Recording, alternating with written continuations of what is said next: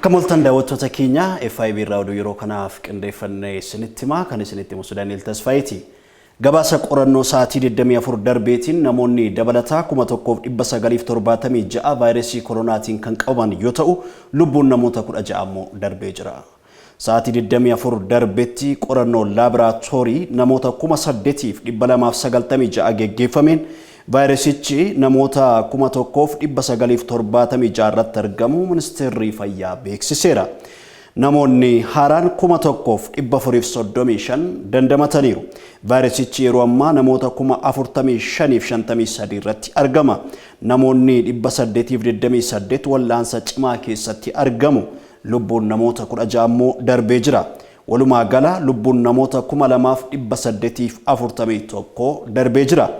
Akka naannoo Oromiyaatti ammoo hangammaatti qorannoo laaboraatoorii namoota 287,948 geggeeffameen namoonni 28,926 vaayirasii koronaan kan qabaman yoo ta'u kanneen keessaa namoonni 25,075 vaayirasicharraa kan dandamatanii fi lubbuun namoota 303 darbuusaa ragaan biiricharraa argame ni mul'isa. Instituutiin Fayyaa Hawaasaa Itoophiyaa hawaasni wayita gammachuusaa ibsatu dhibee COVID-19 of eeggannoo taasisuu akka qabu hubachiiseera. Miidhaa odeeffannoo sobaa filannoo nagaa irratti qaqqabsiisu ilaalchisee mariin geggeeffamaa jiraachuun ibsame. Haala miidhaa odeeffannoo sobaa filannoo nagaa irratti qaqqabsiisu ittisuun danda'amu irratti mariin addees waajjira muummee ministeeraatti geggeeffamaa jira. Marichi mata duree nageenyaaf tasgabbii wayita filannoo jedhuun geggeeffamaa jira. Maricha irratti ogeeyyiin miidiyaalee dabalatee qaamoleen garaagaraa hirmaachuu isaanii ragaan waajjira muummee ministeeraa irraa argame ni mul'isa.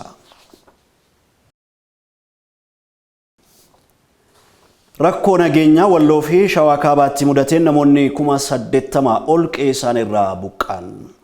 Lola torbee tokkoon dura naannoo Amaaraa godina Shawaa Kaabaa fi godina addaa saba Oromootti mudateen namoonni hedduun lubbuu dhabuun hedduunis qe'eerraa buqqa'aniiru. Iddoowwan lolli kun itti adeemaa ture keessaa godina addaa saba Oromoo keessatti kan argamtu aanaan Jillee Dhummugaa ishee tokko. Bulchaan aanichaa Obbo Jamaal Hassan BBC'tti akka himanitti lola aanichatti torbee tokko oliif tureen gandoonni aanichaa hedduun ibiddaan gubachuun namoonni 40,000 ta'an qe'eerraa buqqa'aniiru.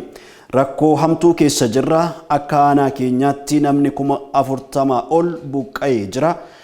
Kan ragaa of harkaan geenye namni 67 du'e namni 114 madaa'eera. Gandoota 8 keessaa manneen 815 gubatan jedhan. Namoonni madaa'an kunneenis sababa ammaan dura hospitaala keessatti namoonni sababa eenyummaa isaaniitiin ajjeefamanii turaniif sodaa sanarraa kan ka'e yaala ga'aa argachaa akka hin jirres himanii jiru. Namoonni qe'ee isaaniirraa buqqa'an kunneenis rakkoo hammaataa keessa jiraachuu eeran Obbo Jamaal. Uummata buqqa'e kanaaf hangammaatti namni gargaarsa fideef homtuu hin jiru. Qotee bulaan ofuma isaatii waan qabu walitti guuree wal gargaaraa jira. Qaamni mootummaa maal keessa jirtan jedhee gaafatus hin jiru. Garuu immoo rabbitti iyyachaa jirra jechuun aanga'aa kun BBC Afaan Oromootti himaniiru.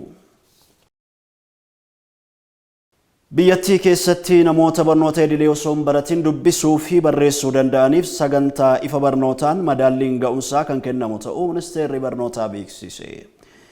Sagantaan jalqabsiisa madaallii ifa barnootaa biyyaalessaas magaalaa Finfinneetti ta'amaa jira. Sagantaan kunis bakka ministeerri muummee itti aanaa fi ministeerri dhimma alaa obbo Dammaqaa Mokonnin afayaa'iin mana maree bakka bu'oota uummataa, afayaa'iin mana maree federeeshinii, pirezidaantonni naannolee, kantiibonni bulchiinsa magaalota Finfinnee fi Dirree Dhawaa, abbootii amantaa fi qaamoleen garaagaraa hirmaachaa jiru.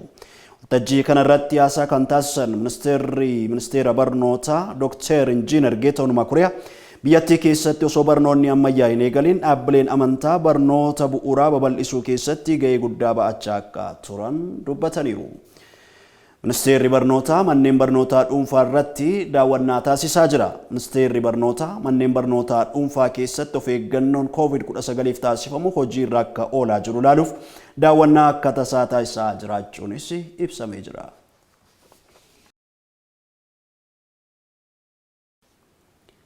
Haleellaa qilleensarraa loltoonni maalii raawwataniin amajji darbe namoonni nagaa 19 hidhattoonni 3 osoo cidharra jiranii ajjeefamuu gabaasni UN hime.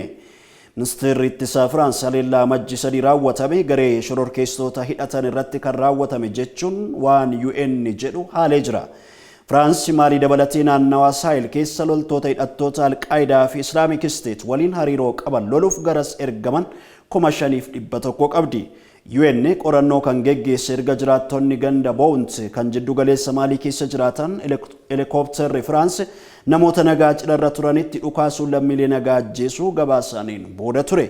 Qorannoon geggeeffame akka mul'isetti cidii akka turee fi bakki haleellaan itti raawwatame kana namoonni nagaa 100 turan jedha gabaasni AFP fi kan qorannoo UN wabeeffate. Naannoo mana jireenyaa pirezidaantii Niijeritti sagaleen dhukaasa hamaan dhaga'ame. Miidiyaalee idil addunyaa gabaasaa akka jiranitti magaalaa guddoo Niijer Niyaamitti naannoo mana jireenyaa pirezidaantichaatti dhukaasi jajjaban daqiiqaa 30f geggeeffameera. France 24 Niijeritti fonqolchi mootummaa geggeeffameera jechuun gabaaseera. Niijer yeroo dhiyoo kana filannoo geggeessuun isheen yaadatama. Filannicha pirezidaantiin Niijer duraanii Mahama Osman kan injifatan yoo ta'u guyyaa lama booddee sirna walharkaa fuudhiinsaa ni geggeeffama jedhameetu eegama. Jaalatamoo daawwattoota keenya oduu keenya yeroo kanaatiif qindeeffannee xumurree jiraan waliin turuu keessaniif ulfaadha. 74 yaada qabdan nu biraan ga'a. Daani'el Tasfaayiiti qophiilee afaan daawwadha. Yeroo gaarii.